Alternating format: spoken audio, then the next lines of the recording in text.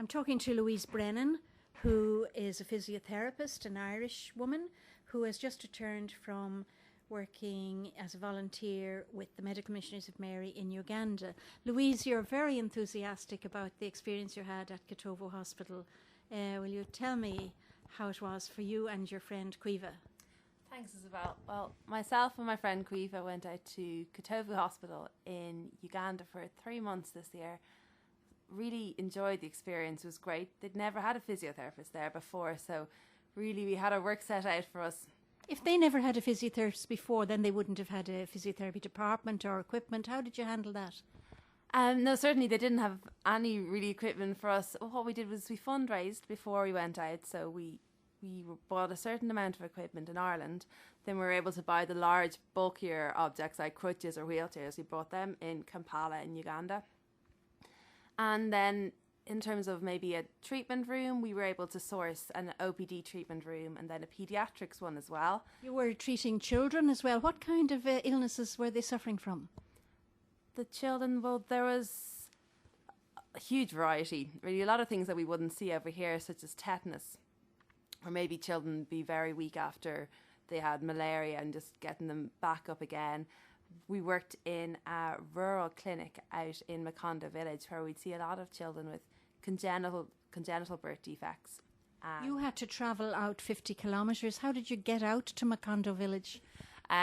Well, usually we got a taxi and then that would bring us out. And the roads, of course, were shocking. And there was one day that the roads were so bad, we found ourselves, we had to walk most of the way back in. But we always made it. Usually it would involve spending the night because it was quite a long journey. And out in Makondo, how did they get the patients to you? Because they would be very dispersed in the rural area. Well, Makondo has a great setup. They've got some really good community care workers there who would call into the families of these children a few days beforehand, and they'd say, be ready at this time on this day because we're going to come collect you. And then on the day of the clinic itself, they would go out in a jeep, collect the children at all the different meeting points or at their homes, and then bring them to us for maybe a 9 or 9:30 start. Then at the end of the day, around 5 o'clock, they'd bring them all home in the jeep again. You must be pretty exhausted having looked after that many children in one day. You also worked in Makondo with Sister Maura Lynch in the V.V.F unit. What kind of things were you able to be doing for women who were recovering from obstetric fistula? That was really a great experience as well. Working with these ladies, the main treatment we did with them was training their pelvic floor muscles to strengthen them up, help with their continence care.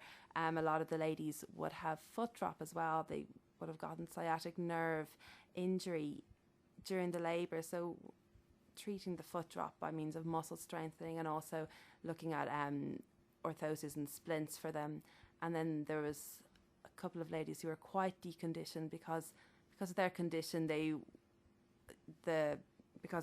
After the fistula, they wouldn't leave their houses. They would sit inside a lot and they were very weak. So there was a certain amount of just getting their fitness up and giving them advice about how to get back to leading a more active lifestyle after Well, that. you certainly, for two newly graduated physiotherapists, you've seen conditions that you'd be a long time waiting to see in Ireland because obstetric fistula is very rare here now, thank God.